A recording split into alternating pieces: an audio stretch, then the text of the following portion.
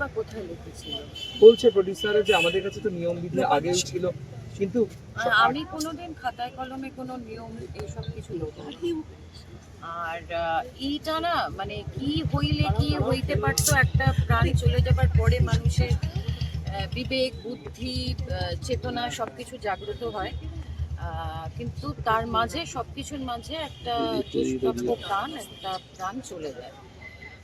এবং সেই প্রাণটা চলে যাবার পর তাকে ঘিরে যেই রাজনীতিটা করা হয়, রাজনীতিটা তো শুধু রাজনীতির মাঠে রাজনীতি হচ্ছে না, রাজনীতি এখানে হচ্ছে, ওখানে হচ্ছে, সেখানে হচ্ছে, মিছিলে হচ্ছে, মিটিংয়ে হচ্ছে, সব জায়গায় হচ্ছে।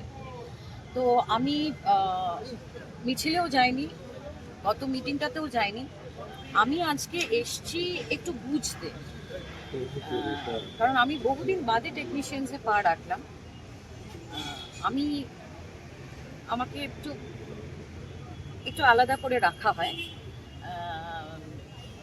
তো আমাদের এই যে টনকটা নড়ে, মানে আজকে রাহুলের ঘটনাটা ঘটলো, এর আগে আমরা দেখেছি অনেক অভিনেতা অভিনেত্রী, শুধু এই ইন্ডাস্ট্রি কেন, অন্য মানে তামিল ইন্ডাস্ট্রি বলো, হিন্দি ইন্ডাস্ট্রি বলো, সব জায়গাতেই সুইসাইড করে।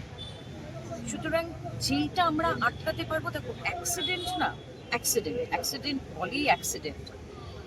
এবার আমি ঘটনাস্থলে আমি ছিলাম না, সবার অনেক রকমের কথাবার্তা শুনেছি, কোনটা সত্যি কোনটা ঠিক, কোনটা কেউ নিজেকে আড়াল করার জন্য বলছে, কি অন্যকে দায়ী করার জন্য বলছে, কি পার্সোনাল ভেন্ডেটার জন্য বলছে, কে রাহুলের জন্য বলছে, আর কে লীনা গাঙ্গুলির ওপর রাগের জন্য বলছে, কে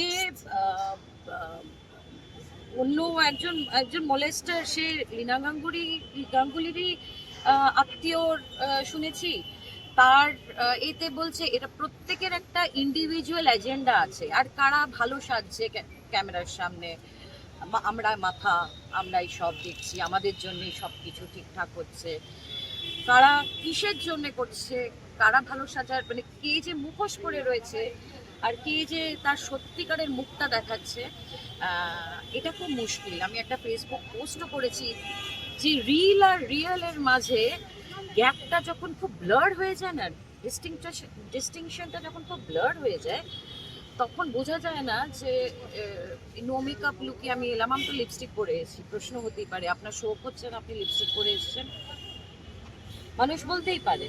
সুতরাং আমি আজকে জানি যে ক্যামেরার সামনে থাকবো, আমি একজন অভিনেতা, আমি নিজেকে প্রেজেন্টেবল দেখাবো, সেই জন্য আমি এইভাবে এসেছি।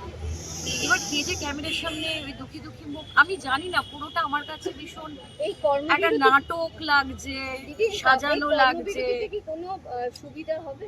আমি জানি না। দেখো আমি তো বহু দীর্ঘদিন ধরে কর্মবিরতিতেই রয়েছি, বিরতিতে রাখা হয়েছে আমাকে। সুতরাং কর্মবিরতিতে কি সুবিধা হবে, আমার কনসার্ন হচ্ছে যারা দিন আনে দিন খায়, আমরা সবাই তাই, পার ডে বা এই, কিন্তু যারা একদম ধরো লাইট বয়েজ, স্পট বয়েজ, যাদের কাছে এই দিনের 800 টাকা, 600 টাকা, 1000 টাকাটা, 1500 টাকাটা ম্যাটার করে।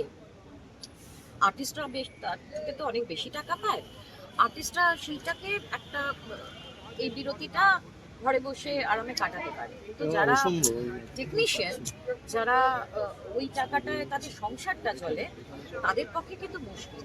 তো একটা মিছিল, একটা মোমবাতি মিছিল, একটা স্ট্রাইক, আমি জানি না, বিশ্বাস করো এই ঘটনার তো সম্মুখীন আগে এরকম ভাবে হয়নি, কিন্তু এটা যখন হয়েছে তখন এটা ওই পজ বাটনটা দিয়ে আবার যদি সত্যিকারের রিস্টার্ট করা যায়।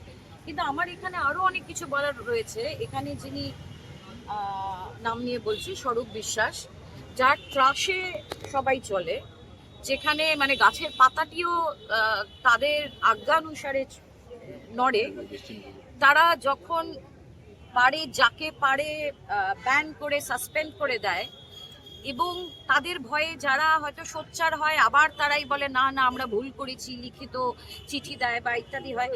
ভাবতে হবে আমাদের গোড়ায় গলদ, আমাদের গলদটা না রুটে আছে।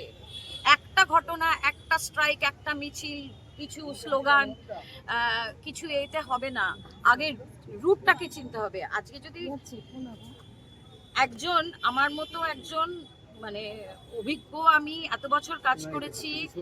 আমার যদি একবার আমি সেই বোমা বিস্ফোরণ ঘটালাম ক্যামেরার সামনে সুশান্ত সিং এর মৃত্যুর পরে, তখন আমাকে কি বলা হয়েছিল, খামতি আছে বলে। আজকে তারাই কিন্তু ক্যামেরার সামনে অনেকে জানে ঠিক কি কি বললে সবাই সাধুবাদ জানাবে। তারাই বলছে রাহুল বেঁচে থাকতে তাকে কোথায় কাজ দেওয়া হয়েছিল।